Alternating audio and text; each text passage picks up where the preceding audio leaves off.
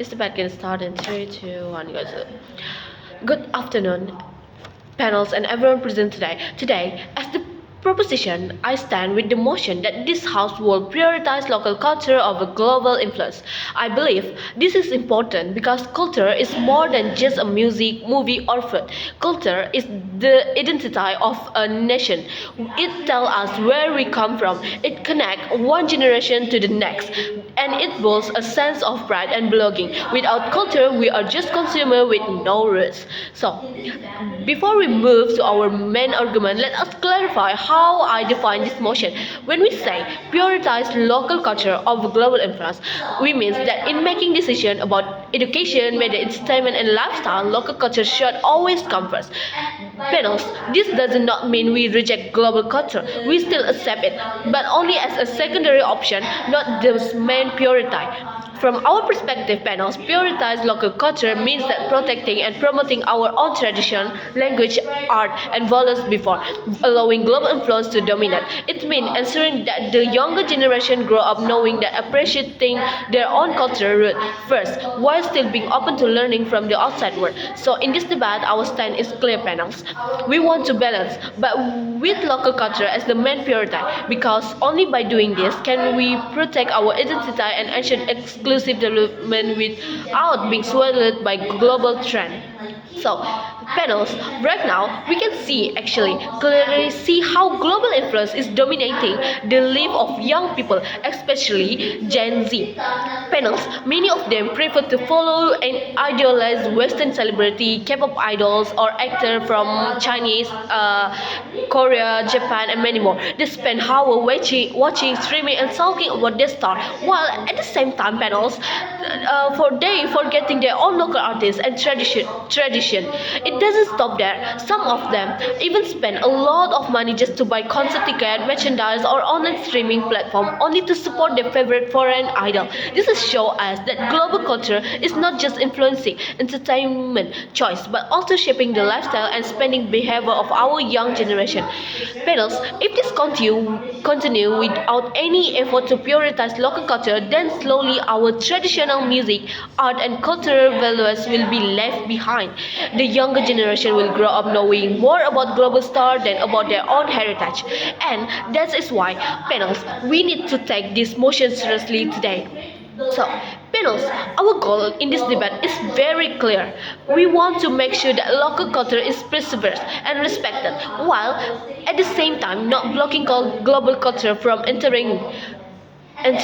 So, panels, we understand that young generation today enjoy foreign culture whenever it's the K-pop, Western music, or Chinese, K-pop, Japan drama, and we are not here to forbid that. But what we want is balance, where they can still enjoy those influence, but always put Indonesian culture as the first priority. As the government side, we believe it is important that young people grow up with strong knowledge and pride in their own culture. Because if they only follow what comes from outside, they will slowly forget who they are and where they come from. Prioritizing local culture means that even when they watch global content or follow global trend, they will still see Indonesian tradition, music, art, and values as the main foundation.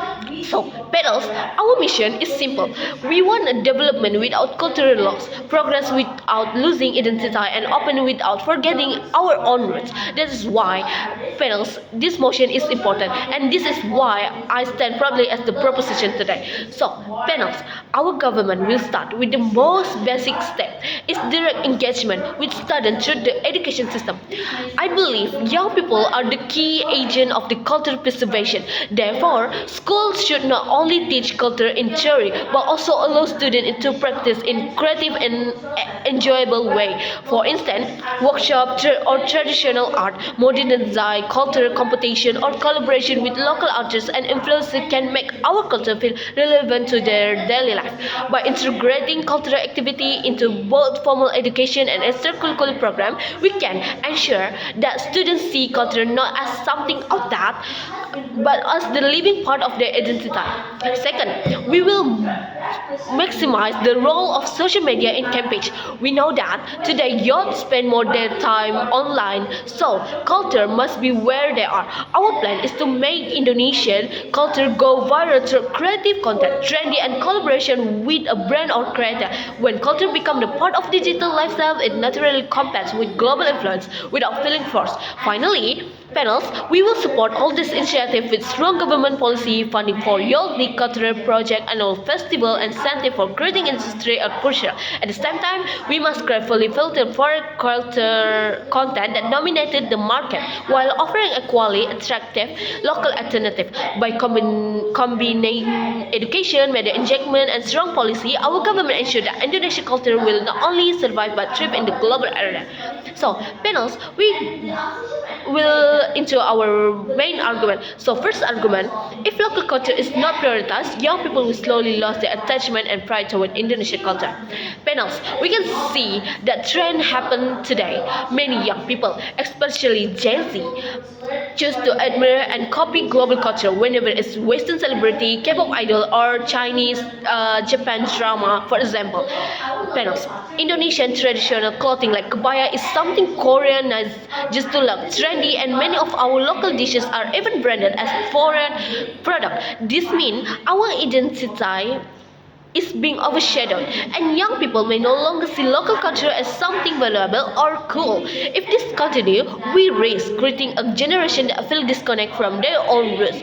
So, panels opposition makes sense that global influence creates diversity and opportunity. While this is partly true, but the problem is not about banning global culture; it's about balance. If global influence dominated without prioritized local culture, our cultural root will weaken. Diversity is only meaningful if our culture is strong enough to stand alongside the other, not if it disappear under them.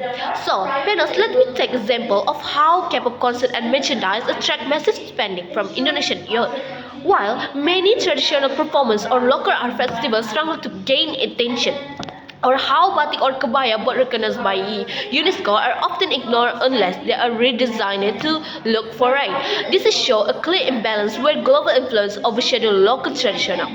Panels, therefore, prioritize local culture is not just about nostalgia, it's about protecting the identity that creates the next generation. So, let me take a look at the country like Japan, South Korea. They open themselves to a global culture, but panels, what made them truly strong? The way they prioritize their local traditional anime, kimono, K-pop, handbag until the world admire them. If Indonesia fails to do the same, we will not become a cultural leader, but only a follower. On a large scale, this is not just about Indonesia. Any nation that let global culture dominate without protecting their own roots losing unique in a world that's already becoming the standardized.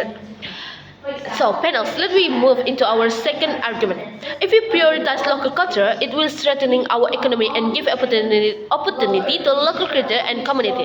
Panels, right now, many young people spend their money on global culture, buying a K-pop merchandise, streaming Western movie, or attending international concerts. While there is nothing wrong with this enjoying those, the problem is the most of the money flow out Indonesia instead of supporting local industry.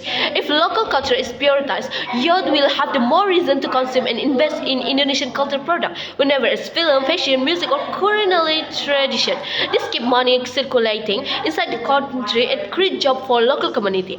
So, for instance, batik and wayang are not just art form, but billion-dollar industry when marketed well. When UNESCO recognized batik self of batik products surge international, similar to Indonesian cuisine like rendang has been ranked the most delicious food in the world. Those examples prove that when local culture is given priority, it can compete globally while boosting the national economy. This is show why prioritize local culture is not only about heritage, it's smart economic strategy. Panels, let me remind you of that we have proven today. As the government, stand for the motion that we should prioritize local culture over global influence. Why panels? Because first, without prioritize, young people will lose their pride and identity, choosing to copy for a trend and while forgetting the richness of their own heritage. Second, prioritize the local culture is not just about traditional, it's about strengthening our economy, creating opportunity for local creators and showing the world something unique in Indonesia. So, judges, the choice is clear. We want the generation that is proud of their identity. If we want the economic that grow from our own creativity, and if we want the globalization that empower us instead of replacing us, then we must prioritize local culture over global influence. This is why we strongly stand on the proposition side.